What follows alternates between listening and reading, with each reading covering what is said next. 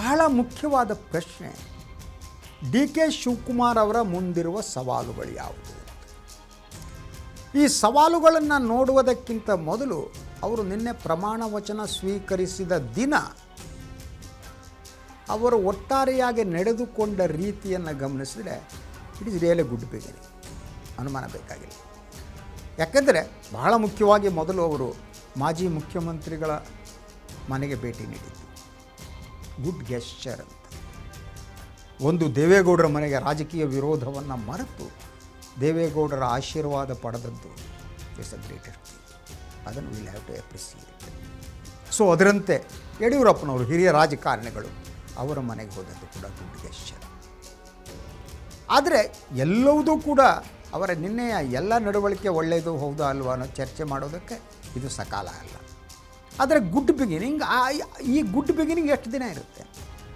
ಯಾಕೆ ಅವರು ಎದುರಿಸಬೇಕಾದ ಸವಾಲುಗಳಿವೆಯಲ್ಲ, ಅದು ಒಂದೆರಡಲ್ಲ, ಅದು ಬೆಟ್ಟದಷ್ಟು ಸಮುದ್ರದಷ್ಟು ಆಳವಾಗಿರುವುದು. ಅವರು ಇಡೀ ರಾಜಕೀಯ ಬದುಕಿನ ಅನುಭವವನ್ನು ಅವರು ಧಾರೆ ಎರೆಯಬೇಕಾಗಿದೆ. ಅದು ಸುಲಭದ ಮಾತಲ್ಲ. ಯಾಕೆಂದರೆ ಉಪಮುಖ್ಯಮಂತ್ರಿ ಆಗಿರುವವರೆಗೆ ಅವರ ಇಡೀ ರಾಜಕೀಯ ಬದುಕಿನಲ್ಲಿ ಇಂತಹ ಒಂದು ಹೊಣೆಗಾರಿಕೆ ಅವರಲ್ಲಿ ಇರಲಿಲ್ಲ. ಆದರೆ ಮುಖ್ಯಮಂತ್ರಿ ಆಗುವ ಕನಸನ್ನು ಕಂಡಿದ್ದರು. ಅದಕ್ಕಾಗಿ ತಮ್ಮ ದಿಟ್ಟತನವನ್ನು ಪ್ರದರ್ಶಿಸಿದರು, ಹೋರಾಟ ಮಾಡಿದ್ರು, ಎಲ್ಲ ಮಾಡಿದ್ರು. ಕಾಂಗ್ರೆಸ್ ಪಕ್ಷದ ಬೆನ್ನೆಲುಬಾಗಿ ನಿಂತರು, ಪಕ್ಷ ನಿಷ್ಠೆಯನ್ನು ಮರಳಿದ್ದಿಲ್ಲ. ಆದರೆ ಮಧ್ಯೆ ಮಧ್ಯೆ ಸ್ವಲ್ಪ ಸಾಫ್ಟ್ ಹಿಂದುತ್ವ ಅದು ಇದನ್ನು ಪ್ರದರ್ಶಿಸ್ತಾ ಪಕ್ಷದ ವರಿಷ್ಠರಿಗೆ ಬೇರೆ ಬೇರೆ ರೀತಿಯ ಎಚ್ಚರಿಕೆಯನ್ನು ಕೊಡೋ ಯತ್ನವನ್ನು ಮಾಡಿದ್ರು, ಹೈಕಮಾಂಡನ್ನು ಎಚ್ಚರಗೊಳಿಸುವುದಕ್ಕಾಗಿ. ಅದಕ್ಕಿಂತ ಭಾಳ ಮುಖ್ಯವಾಗಿ ಸುಮಾರು 20 ವರ್ಷಗಳ ಅವಧಿಯಲ್ಲಿ ಗಮನಿಸಿದರೆ ಅವರು ದಟ್ ಎಲ್ಲೇ ಚುನಾವಣೆ ನಡೆಯಲಿ, ಯಾವುದೇ ರಾಜ್ಯದಲ್ಲಿ ಚುನಾವಣೆ ನಡೀಲಿ, ಆ ಚುನಾವಣೆಗೆ ಸಂಪನ್ಮೂಲವನ್ನು ಒದಗಿಸಿದವರು ಯಾರು ಅಂತ ಅಂದರೆ ಡಿ ಕೆ ಶಿವಕುಮಾರ್. ಅದು ಎಷ್ಟು ಜನರಿಗೆ ಗೊತ್ತಿದೆಯೋ ಗೊತ್ತಿಲ್ಲ, ಬಹಳಷ್ಟು ಚುನಾವಣೆಗಳನ್ನು ನಿರ್ವಹಿಸಿದ್ದಾರೆ. ಕಾಂಗ್ರೆಸ್ ಪಕ್ಷ ಕಷ್ಟದಲ್ಲಿದ್ದಾಗ, ಹಣ ಇಲ್ಲದಿದ್ದಾಗ ಅದಕ್ಕೆ ಬೆನ್ನೆಲುಬಾಗಿ ನಿಂತವರು. ಇದೆಲ್ಲ ಸರಿ, ಆದರೆ ಬಹಳ ಮುಖ್ಯವಾಗಿ ಅವರ ಸೈದ್ಧಾಂತಿಕ ಬದ್ಧತೆ ಇದೆಯಲ್ಲ, ಅದರ ಕುರಿತು ಪ್ರಶ್ನೆ ಏಳುವ ಕಾಲ ಇದು. ಅವರು ಎಷ್ಟರ ಮಟ್ಟಿಗೆ ಸೆಕ್ಯುಲರ್ ಆಗಿರಬಲ್ಲರು, ಅಥವಾ ಅದರ ಜೊತೆಗೆ ದಟ್ ಸೆಕ್ಯುಲರಿಸಮ್ ಅನ್ನೋದು ಭಾಳ ಸಬ್ಜೆಕ್ಟಿವ್ ಆದ್ದು, ಅಥವಾ ಆ ಸಾಫ್ಟ್ ಹಿಂದುತ್ವ ಏನಿದೆ ಅವರ ನಂಬಿಕೆ ವೈಯಕ್ತಿಕವಾಗಿ ತಪ್ಪಲ್ಲ. ಅವರು ಮಠಮಾನ್ಯಗಳನ್ನು ನಂಬೋದಾಗಲಿ, ಸ್ವಾಮಿಗಳನ್ನು ನಂಬೋದಾಗಲಿ ಅವರಿಗೆ ವೈಯಕ್ತಿಕವಾದದ್ದು. ಆದರೆ ಒಬ್ಬ ಮುಖ್ಯಮಂತ್ರಿ ಆದವರು ನೀವು ಪ್ರಮಾಣ ವಚನದಲ್ಲಿ 50-100 ಸ್ವಾಮಿಗಳನ್ನು ಕರೆದ್ಬಿಡು, ಅವ್ರಲ್ಲಿ ಯಾರ್ಯಾರು ಏನು ಅಂತ ನಾನು ನಿನ್ನೆ ನೋಡ್ತಾ ಇದ್ದೆ.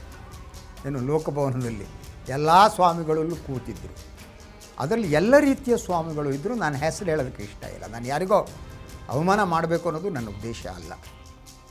ಆದರೆ ಈ ಒಂದು ಸಂತ ಪರಂಪರೆಯನ್ನು ಅದಕ್ಕೆ ಅವಮಾನವಾಗುವ ರೀತಿಯಲ್ಲಿ ಬದುಕುತ್ತಿರುವ ಸ್ವಾಮಿಗಳು ಅಲ್ಲಿದ್ದರು.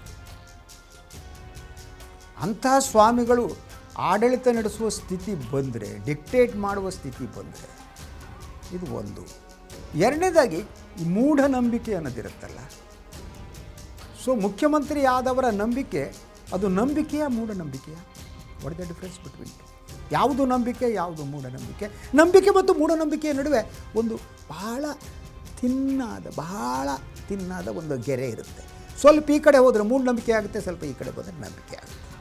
ಆದ್ದರಿಂದ ಒಬ್ಬ ಸಾಮಾನ್ಯ ವ್ಯಕ್ತಿಗೂ ಒಂದು ರಾಜ್ಯದ ಮುಖ್ಯಸ್ಥರಾದವರಿಗೂ ಇರೋ ವ್ಯತ್ಯಾಸ ಇದೆ. ಒಬ್ಬ ಸಾಮಾನ್ಯ ವ್ಯಕ್ತಿಯಾಗಿ ಡಿ ಕೆ ಶಿವಕುಮಾರ್ ಅವರು ದೇವರನ್ನು ನಂಬೋದು, ಹೋಗ್ಬೋದು, ಮಾಡ್ಬೋದು. ಆದರೆ ಅವ್ರಿಗೆ ಗೊತ್ತಿಲ್ಲದೆ ಅವರು ಮುಗ್ಧತೆಯಿಂದನೋ ಬೇರೆ ಕಾರಣದಿಂದನೋ ಯಾವ ಅಯೋಗ್ಯ ಸ್ವಾಮಿಗಳನ್ನು, ದುಷ್ಟ ಸ್ವಾಮಿಗಳನ್ನು, ಸಮಾಜ ಕಂಟಕ ಸ್ವಾಮಿಗಳನ್ನು, ಧರ್ಮಗುರುಗಳನ್ನು, ನಾಟ್ ಓನ್ಲಿ ಸ್ವಾಮಿ, ಧರ್ಮಗುರುಗಳು ಎಲ್ಲ ಲ್ಯಾಂಗ್ವೇಜ್, ಅವರ ಜೊತೆ ಒಂದು ಆತ್ಮೀಯವಾದ ಸಂಬಂಧ ಇಟ್ಕೊಂಡ್ರೆ ಅದನ್ನು ಅಂತಹ ಜನ ದುರುಪಯೋಗಪಡಿಸ್ಕೋಬೋದು, ದುರುಪಯೋಗವಾಗುವ ಚಾನ್ಸಸ್ ಇರುತ್ತೆ. ಆದ್ದರಿಂದ ಮುಖ್ಯಮಂತ್ರಿ ಆದವರಿಗೆ ಈ ವಿಚಾರದಲ್ಲಿ ಜವಾಬ್ದಾರಿ ಇರಬೇಕು. ಡಿ ಕೆ ಶಿವಕುಮಾರ್ ಅವರು ಇದನ್ನು ಹೇಗೆ ಜವಾಬ್ದಾರಿಯನ್ನು ನಿರ್ವಹಿಸ್ತಾರೆ ಅನ್ನೋದೇನಿದೆಯಲ್ಲ, ಅದನ್ನು ನಾವು ಕಾದು ನೋಡಬೇಕಾಗಿದೆ. First thing. ಸೆಕೆಂಡ್ ಥಿಂಗ್, ಪಕ್ಷದ ಒಳಗಡೆ ಇರುವಂಥ ಸವಾಲುಗಳು. ನಾನು ಈ ಮೊದಲು ಹೇಳಿದಂತೆ ಸಿದ್ದರಾಮಯ್ಯ ಗುಂಪು, ಹೈಕಮಾಂಡು ಎಲ್ಲವರನ್ನ ಅವ್ರು ಗುಡ್ ಬುಕ್ನಲ್ಲಿ ಇಡಬೇಕು. ಸೊ ಆದ್ದರಿಂದ ಅದಕ್ಕೆ ಸಿದ್ದರಾಮಯ್ಯರು ಏನು ಮಾಡ್ತಾರೆ ಅಂತ ಒಂದು ಅಂದರೆ ಎಲ್ಲರನ್ನ ಒಂದಾಗಿ ತೆಗೆದುಕೊಂಡು ಹೋಗುವ ಸವಾಲು ಅವ್ರ ಮೇಲಿದೆ. ಇನ್ನು ಆರ್ಥಿಕ ಸವಾಲುಗಳಿವೆ. ನಿನ್ನೆ ಕೂಡ ಕೆಲವು ಸಂಪುಟ ಕೆಲವು ತೀರ್ಮಾನವನ್ನು ತೆಗೆದುಕೊಂಡಿದೆ. ಅದ್ರ ಬಗ್ಗೆ ಚರ್ಚೆ ಮಾಡೋದಕ್ಕೆ ಈಗ ಸಮಯ ಇಲ್ಲ. ಬಸ್ ಫ್ರೀ ಬಾಸ್ ವಿದ್ಯಾರ್ಥಿಗಳಿಗೆ ಸಂಬಂಧಪಟ್ಟಾಗ ಈ ಆರ್ಥಿಕ ನಿರ್ವಹಣೆ ಇದೆಯಲ್ಲ, it is a very big challenge I will tell you.